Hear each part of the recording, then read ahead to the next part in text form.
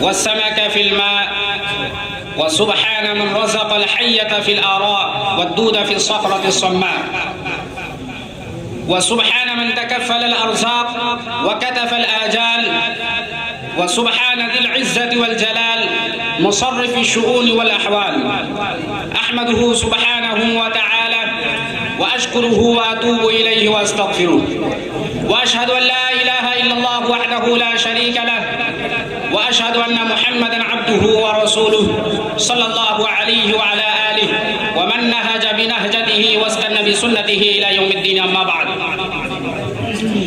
رئيس الحفلة، أساتذتي الكرام وزملائي في الدروس، إن أريد أن أسلط الضوء على موضوع المحدد كسب الحلال في هذه الفرصة المباركة.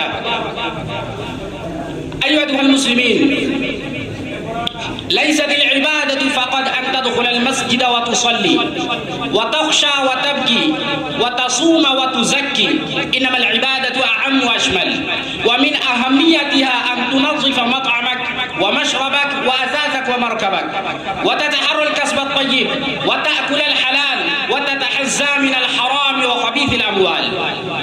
فإذا أراد الله بالعبد خيرا وفقه للحلال فأثمر البركة في الأموال، والبركة في العيال، والبركة في الشؤون والأحوال. إنها نعمة من الله الكبير المتعال. إنكم قرأتم في سيرة النبي صلى الله عليه وسلم أنه جزع ليلة فلم ينم، فقيل له: ما الذي أسهرك يا رسول الله؟ من أسهرك يا رسول الله؟ لماذا لم تنم؟ من أقض مضجعك يا أيها الحبيب؟ فقال: إني قلبت إلى بيتي فوجدت تمرة ساقطة أكلتها، فذكرت أن في البيت تمرة من تمرة صدقة، فلا أدري أهي من أهل بيتي أم من تمرة صدقة، فذلك الذي أسهرني. تمرة تقض مضجع رسول الله صلى الله عليه وسلم. فأين من يعب في الحرام في الليل والنهار وينام قرير العين مع أنه أكل الحرام؟ أما علم هؤلاء أنه لن تزول قدم عبد يوم القيامة حتى يسأل عن ماله من أين اكتسب وفيما أنفقه. وقال نبي الله صلى الله عليه وسلم: كل لحم نبت من حرام فالنار أولى به. وقال أبو عبد الله الناجع: 5 خصال بها تمام العمل: معرفة الله، معرفة الحق، إخلاص العمل لله، والعمل على السنة، وأكل الحلال.